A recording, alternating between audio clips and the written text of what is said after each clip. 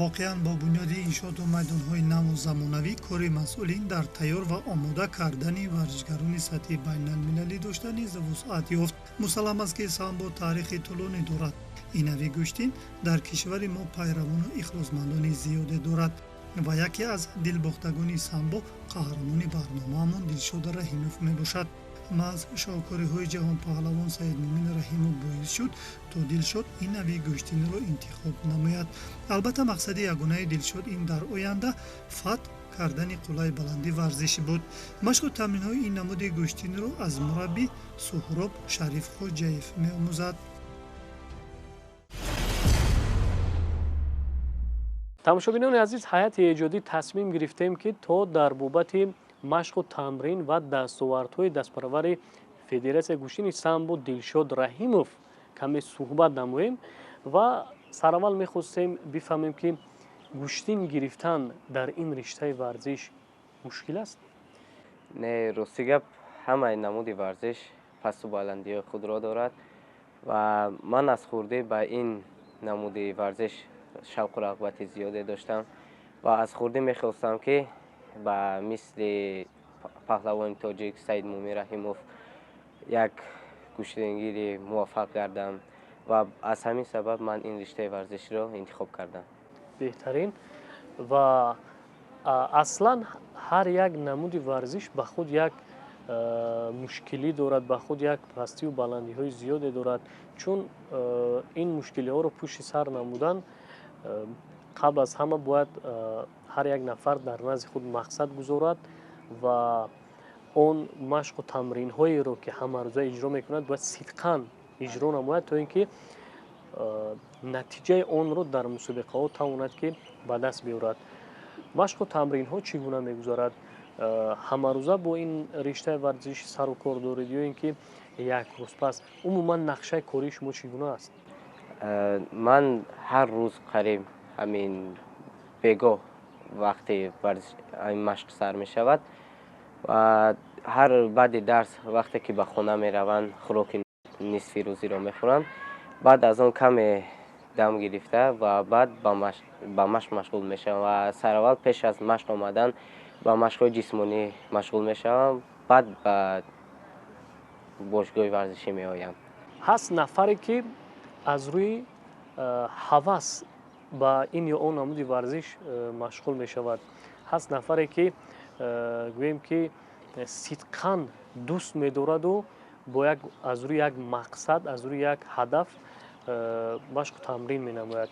мехостем бифаҳмем ки Дилшод аз рӯи кадом риштаи варзиши самборо интихоб намудааст? ман сидқан ин варзишро дӯст медоштам. аз хурдӣ дар телевизионҳо сабқатҳои бисёр аз паҳлавонони тоҷикро тамошо мекардам ва онҳо сабаб шуданд ки ин намуди варзиш ба дили ман нишинад ва ман аз сидқан мехоҳам ки ба мисли паҳлавонони тоҷике ки дар олимпиадаҳо иштирок мекунанд ба мисли онҳо ғолиби мусобиқаҳо, ғолиби ҷоизаҳои намоён гардам ва машқу тамринҳои худамро сидқан анҷом медиҳам, то ки чанд қадаре ки ҳамин варзишгар сидқан машқ кунад, ҳамон қадар дастовардҳои хубро ба даст меорад. дар ҳақиқат ҳамин аст, яъне таҷриба инро нишон додааст. ине ки рӯ ба ин намуди варзиш овардед, чанд сол доштед? ман агар хато накунам дар синни 10 солагиам буд ба ин намуди варзиш машғул шудам ва дар ёдам ҳаст ки манро аввалин бор ба ин бошгоҳ бародарам оварда буд ва ман машқу тамринҳои худамро аз ҳамин синни 10 солагӣ то ҳозир ки синни солам ба 16 расидааст машқу тамрин мекунам. дар муддате ки тақрибан 5-6 соле ки шумо машқу тамрин карда истодаед, боре шудааст ки аз машқ кардан дилсар шуда бошед? бале, буд.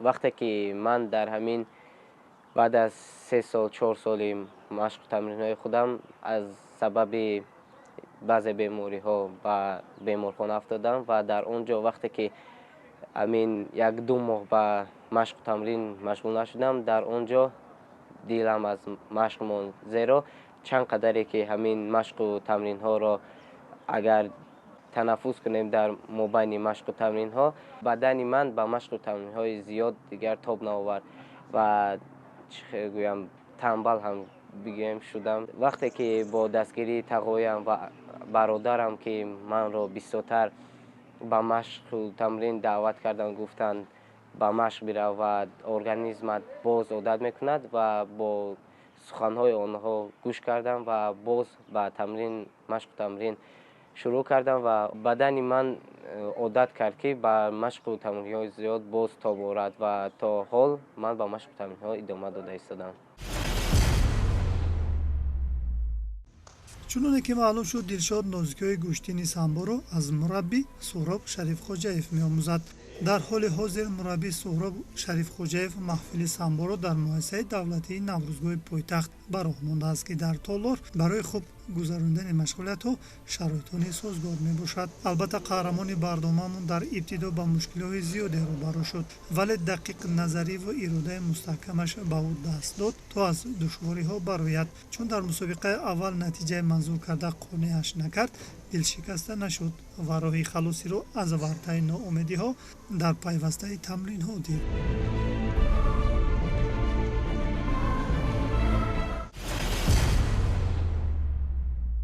аввалин сабқате ки вақте ки шумо 9 сол доштед машқро шурӯъ намудед, аввалин сабқате ё ин ки аввалин мусобиқае ки рӯи гилеми гӯштингирӣ омадед, кадом мусобиқа буд ва чӣ гуна натиҷа нишон додед? аввалин мусобиқае ки ман рафта будам, амин баъд аз 4-5 моҳи тамринҳоям буд ки дар ба фикрам муассисаи таҳсилоти миёнаи умумии рақами 71 шуда буд. як касро мағлуб кардам ва дар дуюм сабқат бошад мағлубам карданд. дар он ҷо хеле рӯафтода шуда будам, азбасе ки нав ба машқ омада будам. ман намедонистам чӣ ҳиссиёт аст дар сабқатҳо ва дар он ҷо хеле гирья карда будам, зеро синни соли хурд доштам ва дар он ҷо ҷои сеюмро гирифта будам. хуб, вақте ки ҷои сеюмро гирифтед, ин қадар ашк рехт аз чашмони шумо, яъне рӯафтода шудед ва ин рӯафтодагиро чӣ гуна рафт намудед? ва баъд аз он ки аз мусобиқа ба толори варзиш боз баргаштем ва машқу тамринҳои худро сидқан ва бештар намудам ва бисёртар заҳмат кашидам ки то ба мусобиқаи дигар ба тайёрӣ ҷиддӣ равам ва дар мусобиқаи дуюмам бошад ғолиби ҷои якум гаштам ки хеле хурсанд шудам ва ҳамин қадар заҳматҳое кашидам, фаҳмидам ки беҳуда набудааст. ҳар як варзишгар ба худ як усули дӯстдошта, яъне усули хос дорад. кадом усул барои шумо усули осонтар ва маҳз бо ҳамин усул дар мусобиқаҳо рақибони худро шикаст медиҳед? бисёртар ман рости гап усули дӯстдошта ҳамин усули сари китф мебошад ва аммо ҳамаи ҳамин усулҳоро ман дар мусобиқаҳо ба ҳамин ҳарифони худам гузаронда метавонам. ҳамаашонро бисёртар дӯст медорам, аммо бештар ҳамин усули сари китфро мекунам. дар мусобиқаҳо дар вазни чанд килограмм баромад мекунед? аввалин боре ки ман ба мусобиқа баромадам, дар вазни 30 килограмм гӯштен гирифтам ва тӯли 1 сол, 1.5 сол қариб амин аз 30 кило то 35 кило дар ҳамин вазнҳо гӯшт мегирифтам. айни ҳол дар кадом вазн баромад мекунед? айни ҳол дар вазни 64 килограмм. дар ҳамин мусобиқаҳое ки шумо баромад мекунед, қабл аз барои гилем баромадан чӣ мақсад дар назди худ мегузоред? рости гап ба хотири барои ҷойҳои намоёнро ишғол кардан ва ба хотири ҳамон шахсоне ки ба мо рӯҳия медиҳанд, ба хотири онҳо мо барои гилем мебароем ки то сари ҳамон одамоне ки моро дастгирӣ мекунанд, устодонамон, падару модарамон хам нагардад. аз ҳамин сабаб бо тайёрии ҷиддӣ баромадан дар кор аст ва муҳимтар аз ҳама ба хотири парчами давлатро бардоштан мебошад.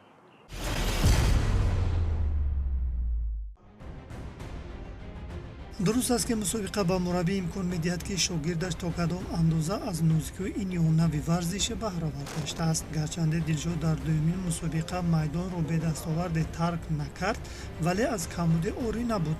аз ин лиҳоз барои мураббиён дар мусобиқа бештар дидану дарк кардани иштибоҳҳои шогирд ҳадафи аввалин дараҷа аст, чунки онҳо бо ин гуна роҳ метавонанд дар ислоҳи камбудиҳои ҷой дошта муваффақ гарданд.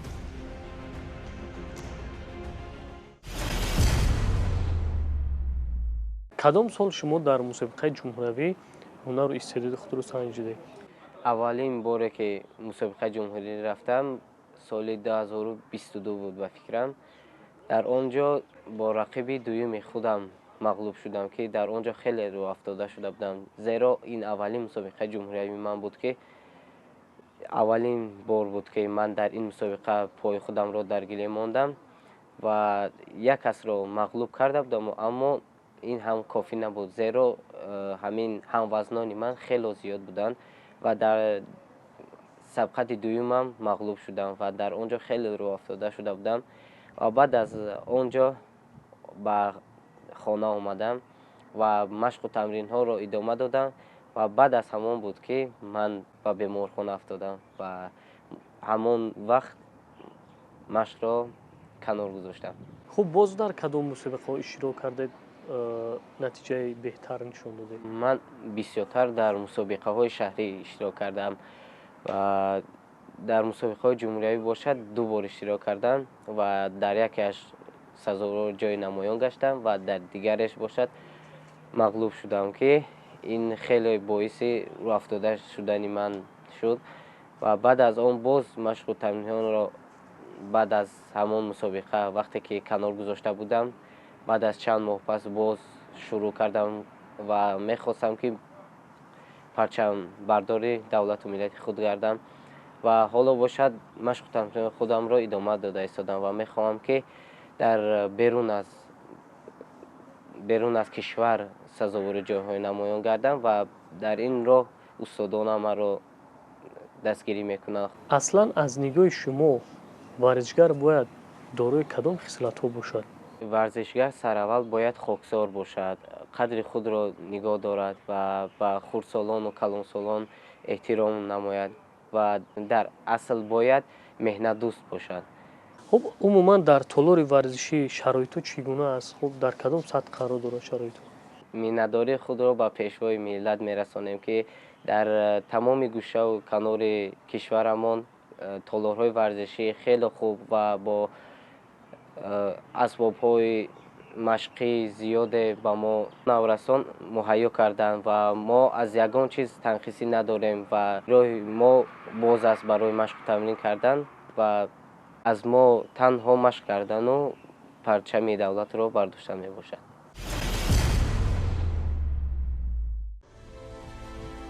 бешак гӯштини самбо дар даврони соҳиб истиқлолӣ ривоҷу равнақ ёфт. агарчи ба замони собиқи иттиҳоди шӯравӣ назар афканем, ба хубӣ мушоҳида менамоем, ки танҳо шодравон Саидмуъмин Раҳимов унвони чемпиони ҷаҳонро касб кардасту халос. аммо дар даврони соҳиб ихтиёрӣ ба се паҳлавони мо Беҳрӯз Хоҷазода, Хушқадам Хусраву ва Акмалиддин Каримов муяссар шуд, то дастоварди шоҳиёни ҷаҳон паҳлавон Саидмуъмин Раҳимовро такрор намоянд. ин муваффақияти бузург ба насли имрӯза илҳоми тозае бахшид. аз ҷумла қаҳрамони барномаамон ҷиҳати убур намудани марҳилаҳои нав ба нави варзиш камари ҳиммат баст ва омода аст ки шарафи варзиши тоҷикро дар мусобиқаҳои бурунмарзӣ муаррифӣ намояд.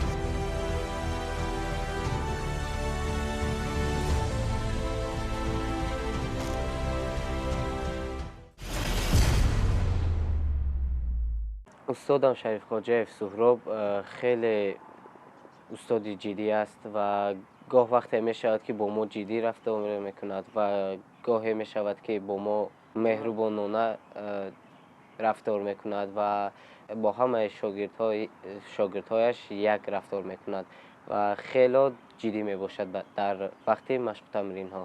умуман устодам устоди ботаҷриба мебошад, ки дар мусобиқаҳо моро вақте ки ба ягон хато роҳ медиҳем мефаҳмонад ки чӣ кор кардан дар кор, дар кадом ҳолат, дар кадом вақт чӣ кор кардан дар кор аст.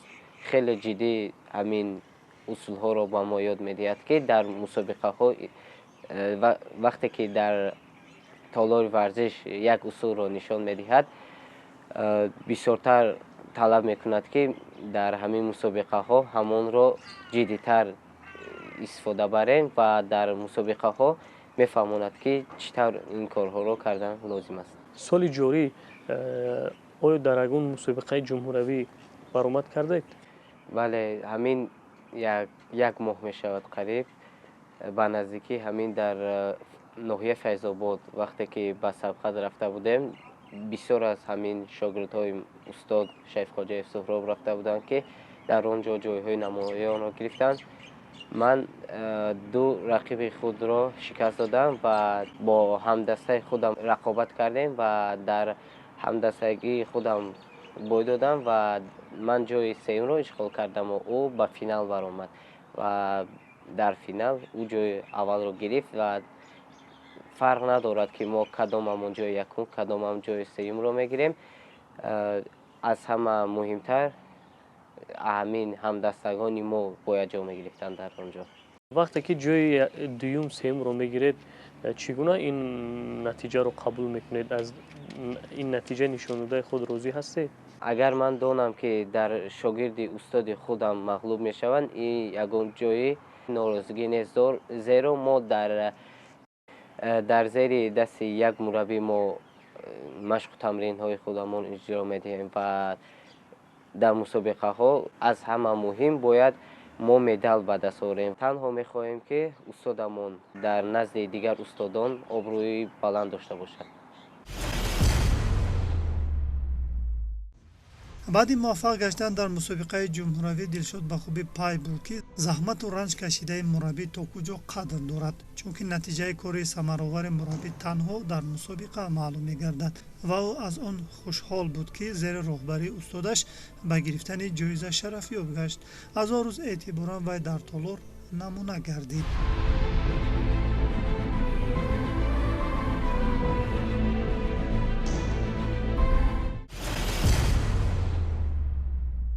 ман бештар рақибони худамро аз ҷиҳати физикӣ неву аз ҷиҳати техникӣ мағлуб мекунам, зеро дар гӯштин бисёртар техника дар кор мешавад, зеро ҳам бояд қувваи ҷисмонӣ дошта бошӣ ва ҳам техника. вақте ту ҷисмоният ба қувват бошад, аммо техника суст бошад, дар ин ҷо наметавонӣ бо қувва, бо зурӣ рақибро шикастӣ ва дар ин ҷо техника нақши муҳимро мебозад.